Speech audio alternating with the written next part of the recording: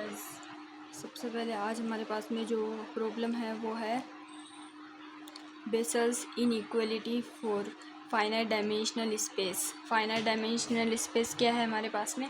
We है। तो उसके लिए बेसल्स की इनइक्वालिटी बतानी है अपन को।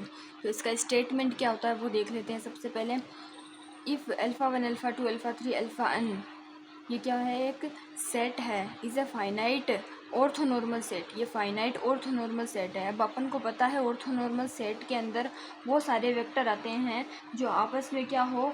ऑर्थोगोनल हो। ऑर्थोगोनल का मतलब क्या है? जो आपस में जिनका इनर प्रोडक्ट 0 हो और हर एक वेक्टर का नॉर्म जो है वो 1 हो।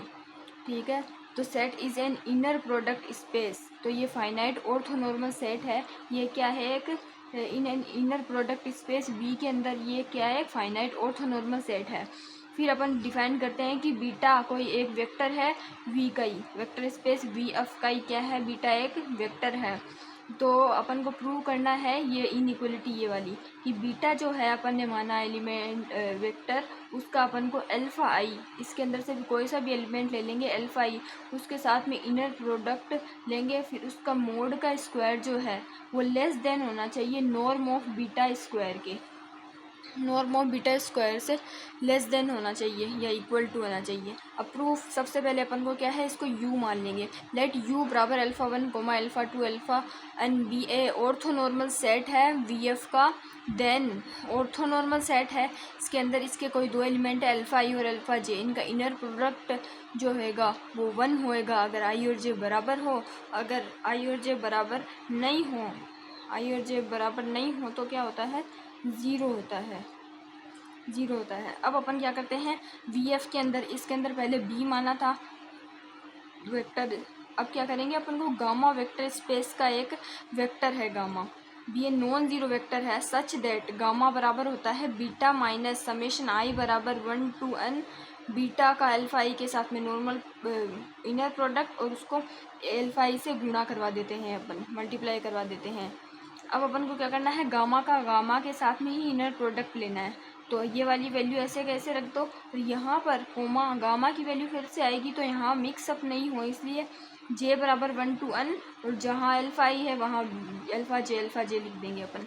अब क्या करना है अपन को? इनका इनर प्रोडक्ट ये कैसे सोल्व होता है? तो सबसे पहले बीटा का इनर प्रोडक्ट ले लो बीटा से, ये आ गया बीटा कोमा बीटा माइनस, फिर क्या करना है? बीटा का इनर प्रोडक्ट इस वाले के साथ में लेना है, तो ये माइनस यहाँ आ जाएगा।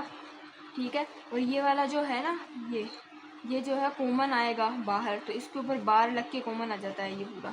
फिर बीटा का अपन अल्फ़ा जे के साथ में कर देंगे। फिर क्या करना है? ये वाला जो पूरा है इसका बीटा के साथ में इनर प्रोडक्ट करना है। पहले बीटा का इन दोनों के साथ में किया, अब इस पूरे का इन दोनों के साथ में करना है।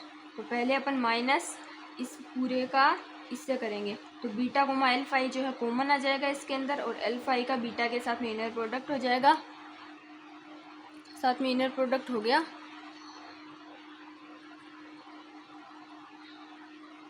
फिर क्या करेंगे अपन? इसका इसके साथ में, तो माइनस माइनस हो जाएगा plus summation I 1 to n ऐसे का ऐसे, समेशन जे 1 to n ऐसे का ऐसे, और बीटा कोमा अल्फ़ा आई ऐसे का ऐसे, और बीटा कोमा अल्फ़ा जे का बार आ जाएगा यहाँ पे, और अल्फ़ा आई का अल्फ़ा जे के साथ में इनर प्रोडक्ट हो जाएगा। अब देखो, अब बार किस पे लेना है कि इसकी ट्रिक बता देती हूँ। जैसे beta comma alpha J same same आ रहा है, इसको आगे mod of beta comma alpha J का स्क्वायर लिखेंगे, तो एक नॉर्मल होना चाहिए और दूसरा बार होना चाहिए। ये हो गया बीटा कोमा अल्फ़ा आई और अल्फ़ा आई कोमा बीटा, इनमें तो किसी में भी बार नहीं है, लेकिन अपन को पता है अल्फ़ा आई कोमा जो बीटा का इनर प्रोडक्ट होता है वो बराबर होता है बीटा कोमा अल्फ़ा आई के बार के, तो इस पर बार आ जाएगा ऑटोमेटिकली। फिर यहाँ पे क्या है? बीटा कोमा अल्फ़ा आई दिया हुआ है अपने पास में, पहले बीटा कोमा अल्फ़ा जे का पर बार आया था, हमेशा बीटा कोमा अल्फ़ा जे पर ही बार आएगा इसके अंदर अपन के पास में। बीटा कोमा अल्फ़ा जे के पास में बार आ रहा है, इस पे नहीं है बार। अब अपन को क्या करना है? यहाँ पे नॉर्म ऑफ बीटा स्क्वायर होता है ये, बीटा कोमा बीटा का इनर प्रोडक्ट इस पे नॉर्म ऑफ बीटा स्क्वायर होता है ये पता होना चाहिए आपको। ये ऐसे कैसा हो? अब ये वाले को अपन क्या कर लिए? इस तरफ लिख लिए, ठीक है, और अल्फ़ा आई कोमा बीटा को बीटा कोमा अल्फ़ा आई का मोड बा का बार लिख दिया। इस वाले को ऐसे का ऐसा लिख दिया यहाँ, और इस वाले को ऐसे का ऐसे यहाँ पे लिख दिया अपन ने। अब क्या करना है, ये नॉर्म ऑफ बीटा स्क्वायर, ये ऐसे का। अब ये फॉर्मूला होता है कि जेड बार बराबर होता है मोड ऑफ जेड का स्क्वायर। तो इसलिए मोड ऑफ जेड क्या है, बीटा कोमा अल्फा आई का स्क्वायर आ गया। फिर माइनस आ गया। फिर ये बीटा कोमा अल्फा जे, इसके अंदर भी mod of beta comma alpha J का स्क्वायर आ जाएगा। फिर प्लस, अब यहाँ पर अपन को क्या करना है, जे बराबर 1 to n, इसको ऐसे कैसे रखना है। और आई की वैल्यू 1 to n है, तो आई की जगह क्या है, अपन जैसे अल्फा 1 लिखेंगे। इनको क्या करना है सबको, तो आई की वैल्यू अपन जे के बराबर रख देंगे, इसके अंदर आई की वैल्यू जे के बराबर रख देंगे। तो ये भी बीटा कोमा अल्फा जे, ये बीटा कोमा अल्फा जे का बार मोड का स्क्वायर हो जाएगा, क्योंकि यहाँ पे जे है तो ये वाला प्लस का है, तो ताकि कैंसिल आउट कर दें अपन। और यहाँ पे भी आई की जगह जे रखेंगे, तो alpha J comma alpha J, इसकी वैल्यू कितनी होती है, 1 होती है। जब आई और जे बराबर हो तो अल्फा आई कोमा अल्फा जे की वैल्यू 1 होती है ना, इसलिए यहाँ पर 1 हुई है। तो ये वाला अपन को जो ऑर्थोनॉर्मल सेट दिया हुआ था वो यहाँ पे काम आता है, उसकी डेफिनेशन जो है वो यहाँ पे काम आएगी। इस वाले में अल्फा आई कोमा अल्फा जे जो है वो 1 होता है जब आई और जे बराबर हो। अब ये दोनों सिमिलर है तो कैंसिल आउट हो जाएंगे, फिर ये दो ही बचेंगे अपने पास में टर्म।